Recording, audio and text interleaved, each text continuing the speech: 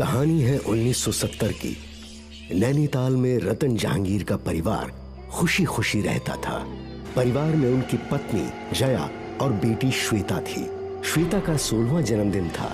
सभी बड़े खुश थे और पार्टी कर रहे थे, लेकिन श्वेता अपने दादाजी जगदीश जहांगीर की तस्वीर के आगे खड़ी थी। तभी उसके पिता रतन उसके पास आए। क्या हुआ श्वेता, तुम यहाँ क्यों खड़ी हो? तुम्हें अपना बर्थडे एंजॉय करना चाहिए। डैड, आपने मुझे कभी दादाजी के बारे में नहीं बताया। प्लीज मुझे उनके बारे में बताइए ना। श्वेता, तुम्हारे दादाजी एक बहुत ही अच्छे इंसान थे। तुम्हें पता नहीं, सरकार ने उन्हें पुरस्कार दिया था क्योंकि उन्होंने ही हार्बर ब्रिज का निर्माण किया था। हाँ, ये तो मैं जानती हूँ डैड, लेकिन मैं हमेशा सोचती हूँ कि कैसे उन्होंने इतना बड़ा ब्रिज बनाया होगा। ये काम उन्होंने अकेले नहीं किया था श्वेता, इसमें उनके साथ और भी लोग थे और बहुत सारे मजदूर भी। डैड, हम कब उस ब्रिज को देखने जाएंगे? ये सुनकर रतन थोड़ा सा परेशान हो गया। वो श्वेता की बात को टालने लगा। बेटा, वो शहर के दूसरे कोने में है और हमें वहां जाने में काफी वक्त लगेगा। ये तो आप मुझे बहुत बार कह चुके हैं। प्लीज आज कोई बहाना नहीं चलेगा। आज मेरा बर्थडे है डैड। अच्छा ठीक है, आज जो तुम्हारी इच्छा है वो सब पूरी होगी। ये बात सुनकर श्वेता खुशी खुशी अपने फ्रेंड्स के पास चली गई और फिर जया रतन के पास आई। अब आप श्वेता को ब्रिज के पास लेकर मत जाइए। आपको पता है ना क्या हुआ था वहाँ? आज उसका जन्मदिन है, मैं कैसे मना करूं उसे? आप समझ नहीं रहे हैं। हमारा परिवार उस ब्रिज से जितना दूर रहे उतना ही अच्छा है। तुम फिक्र मत करो, हम सब जल्द ही वापस आ जाएंगे, वो भी दिन ढलने से पहले। जैसे ही श्वेता, रतन और जया ब्रिज के पास जाने के लिए निकले, वैसे ही श्वेता के दादाजी की तस्वीर नीचे गिर पड़ी। उसका कांच टूट गया। तस्वीर की आंखों में से खून के आंसू आने लगे। रतन, श्वेता और जया ब्रिज के सामने खड़े थे। ब्रिज बड़ा ही विशाल और खूबसूरत था। श्वेता को यकीन ही नहीं हो रहा था कि उसके दादाजी ने वो ब्रिज बनवाया था।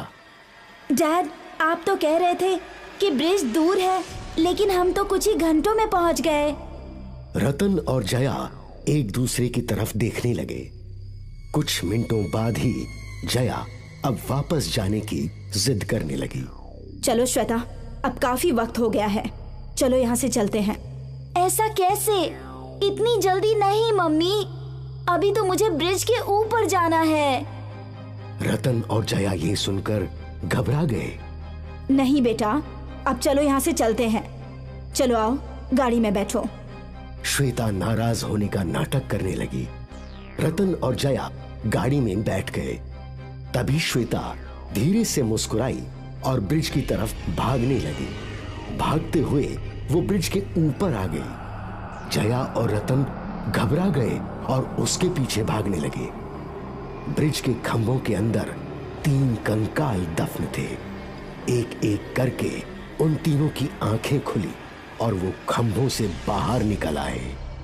जया डरते हुए श्वेता को समझाने लगी। श्वेता, वापस चलो, ये ब्रिज हमारे परिवार के लिए श्राप है। ये आप क्या कह रही है मम्मी? मुझे तो कुछ भी समझ में नहीं आ रहा। कितना सुंदर है ये ब्रिज और यहाँ का नजारा कितना अच्छा है। हमें यहाँ रोज आना चाहिए। इस ब्रिज ने तुम्हारे दादाजी को मारा है। श्वेता ये सुनकर हैरान हो गई और रतन के पास आ गई। ये आप क्या कह रही हैं? दादाजी की मौत? हाँ बेटा, तुम्हारे दादाजी 1923 में जब ये ब्रिज बना रहे थे तो यहाँ 3 मजदूर ब्रिज के ऊपर से गिर गए थे और उनकी मौत हो गई थी। ब्रिज का काम इतना आगे बढ़ चुका था कि उनकी लाशों को निकालना बहुत मुश्किल था। उन तीनों मजदूरों की लाशें इस ब्रिज के नीचे दफन हो गई। इस ब्रिज को बनाने के बाद तुम्हारे दादाजी की तबीयत खराब रहने लगी। वो अपने आखिरी समय में अपना मानसिक संतुलन खो बैठे। वो तीनों मजदूर मेरी लापरवाही से मरे थे। वादा करो कि तुम में से कोई भी कभी उस ब्रिज पर कदम नहीं रखेगा। वादा करता हूँ बाबा। तुम्हारे दादाजी को हर तरफ 3 कंकाल दिखाई देते थे। कुछ ही दिनों में उनकी भी मृत्यु हो गई। तभी से हमने इस ब्रिज पर कदम रखना बंद कर दिया, क्योंकि यही तुम्हारे दादाजी की आखिरी इच्छा थी। अब श्वेता, चलो यहाँ से जल्दी। वो तीनों जैसे ही कार की तरफ मुड़े, जमीन हिलने लगी। तीनों घबरा गए और एक दूसरे की तरफ देखने लगे। ये क्या हो रहा है डैड? मुझे तो बहुत